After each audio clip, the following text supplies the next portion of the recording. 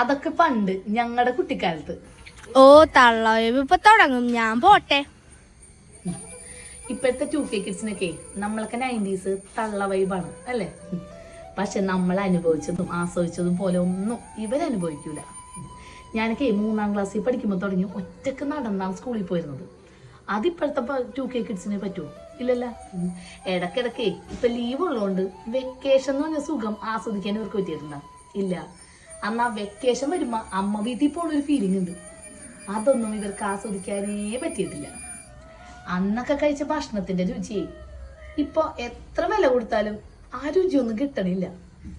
ഓണത്തിന് ഒരു പുത്തൻ കോടി കിട്ടുന്നതിന്റെ സുഖം ഡെയിലി ഓരോരോ ഡ്രസ്സ് മാറിയിരുന്ന ഇവർക്ക് അറിയാൻ പറ്റുമോ? ഇല്ല. പിന്നെ ഏറ്റവും വലിയൊരു കാര്യമുണ്ട്. പാവങ്ങളായ അച്ഛനും അമ്മയൊക്കെ ഉള്ള ലാസ്റ്റ് ജനറേഷൻ ഞങ്ങളാണ്.